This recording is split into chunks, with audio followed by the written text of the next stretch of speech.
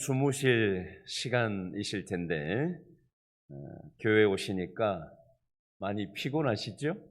네. 저와 여러분이 왜 피곤한데도 잠을 안 자고 이 자리에 나왔죠? 예수님이 나를 위해서 십자가에서 죽어주셨기 때문에 우리는 이 자리에 온 것입니다. 한마디로 얘기하면 십자가 때문입니다. 신앙생활은 십자가에서 답을 찾는 것입니다. 십자가가 우리에게 힘을 주고 십자가가 우리 인생에 위로를 주는 것입니다. 교회의 출발은 십자가에서 출발을 합니다. 십자가에는 우리의 고향과도 같습니다.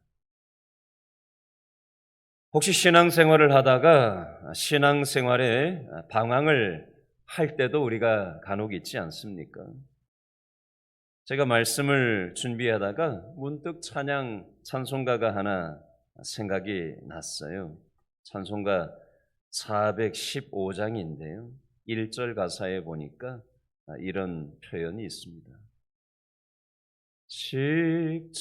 십자가 그늘 아래 나 쉬기 원하네. 저 햇빛이 뜨겁고 또 짐이 무거워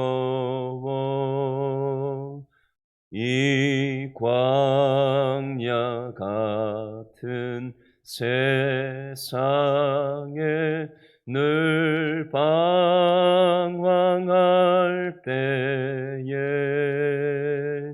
주 십자가의 그늘에 내 쉴 곳 찾았네. 여러분, 우리는 이 땅을 살아가다가 영혼의 방황을 할 때가 있어요. 참으로 우리가 살아가는 이 세상이 전쟁터 같기도 하고 광야 같기도 하고 사막과 같은 그런 느낌들을 받을 때가 왕왕 있습니다.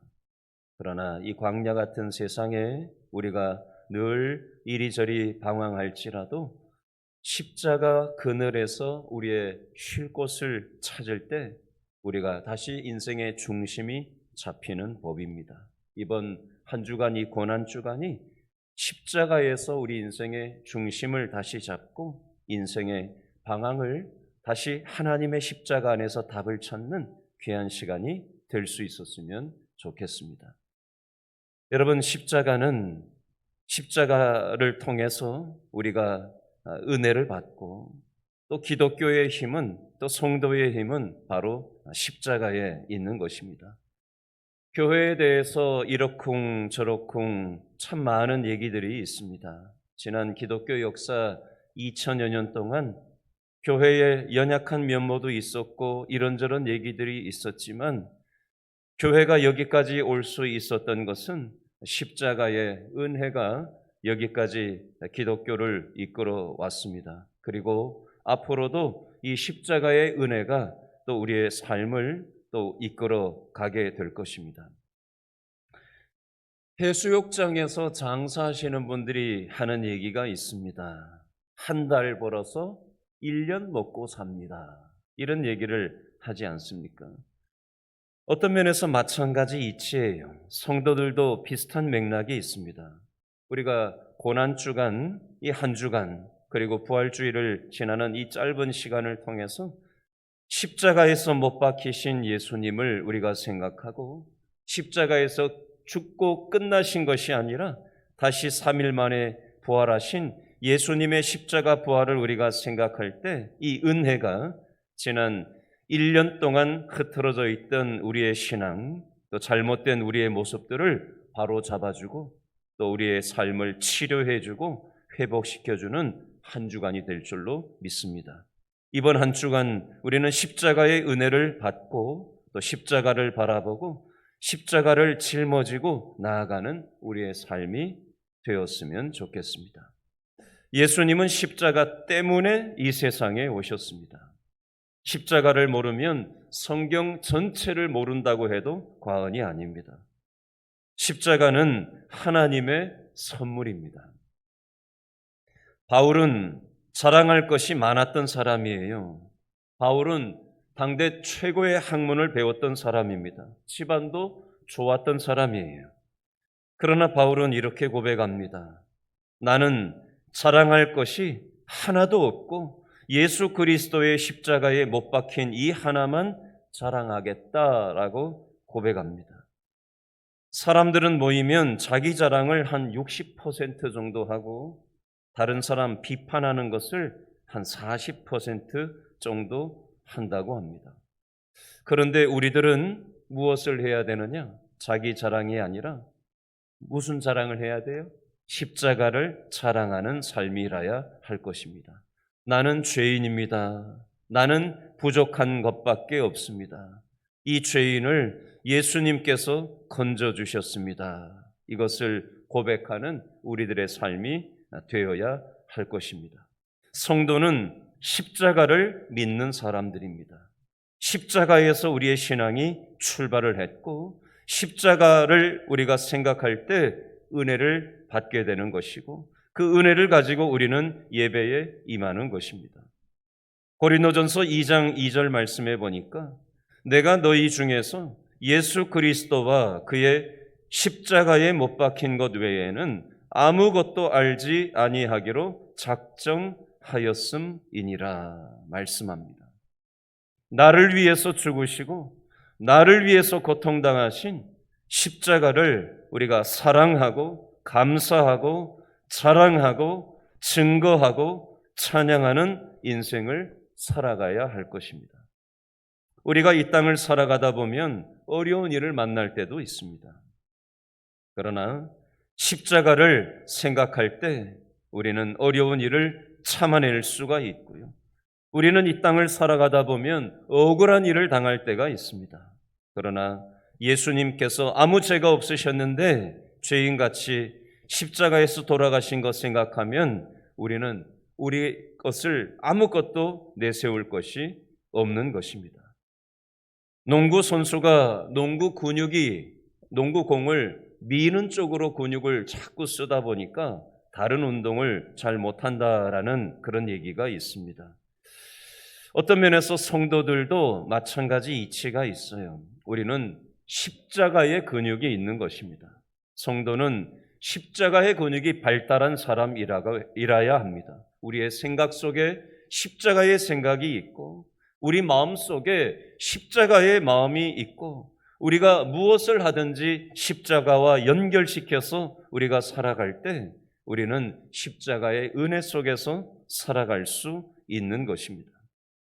우리는 고난당하신 예수님을 늘 바라보면서 살아가는 것이 성도의 삶이라고 생각할 수 있겠습니다. 1960년대 후반에 경부 고속도로가 서울부터 부산까지 한 420km 경부 고속도로 공사했던 적이 있었습니다.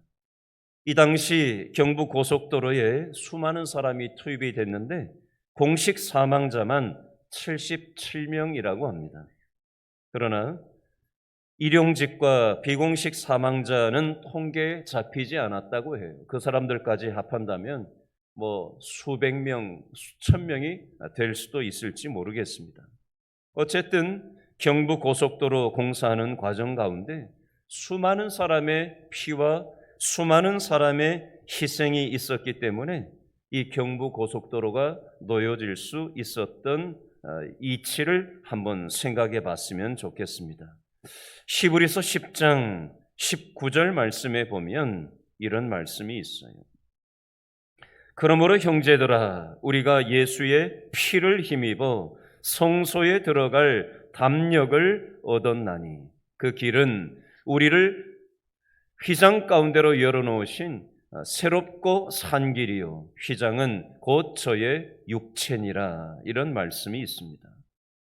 경부 고속도로가 놓여지기 위해서 수많은 사람의 희생의 피가 있고 난 다음에 그 길이 뚫렸던 이치처럼 예수님께서 십자가에서 피를 흘려주신 그 십자가의 대가를 통해서 죄인인 우리들이 하나님께로 나아갈 길이 뚫려지게 되었다라는 것입니다. 아무 자격 없는 우리가 예수님의 피의 대가 지불을 통해서 하나님께로 감히 나아갈 그런 기회를 얻었다라는 것입니다.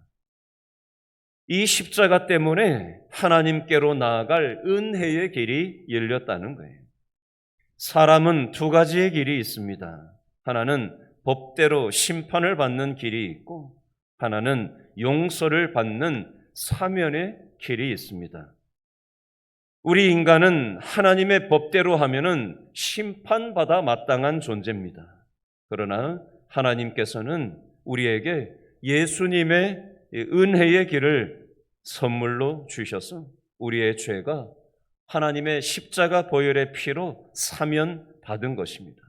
아무 자격 없는 우리들에게 이 은혜의 길이 공급된 것입니다. 그러므로 나의 나된 것은 하나님의 은혜라, 십자가의 은혜로 우리는 살아가는 것입니다. 아무 자격 없는 우리들을 십자가의 은혜로 대속하여 주신 이 십자가의 은혜를 우리가 생각하는 이 고난 주간이 되었으면 좋겠습니다. 교회는 십자가의 그늘에 쉬러 나오는 것입니다. 조금 전에 제가 불렀던 이 찬양의 가사처럼 교회는 십자가의 그늘에 쉬러 나오는 겁니다. 이 세상에 우리가 몸둘 곳이 없잖아요. 어디 하나 마음둘 곳이 없지 않습니까? 이 땅을 살아가는 게 참 피곤하지 않습니까? 인간관계도 피곤하고, 먹고 사는 것도 피곤하고, 노후 준비하는 것도 피곤하고, 자식들 건사하는 것도 피곤하고, 뭐 하나 만만한 것이 없습니다. 이 세상은 우리를 참된 힘으로 안내해 주지 못합니다. 그러나 예수님의 십자가 그늘에서 우리의 영혼이 참된 힘을 얻는 것입니다. 이 십자가의 정신을 한 주간 동안 묵상하시면서 얼마나 자격 없는 우리들에게 놀라운 사랑을 베풀어 주셨는지를 생각하는 한 주간이 되실 수 있기를 바랍니다. 이 시간 다 같이 기도하겠습니다.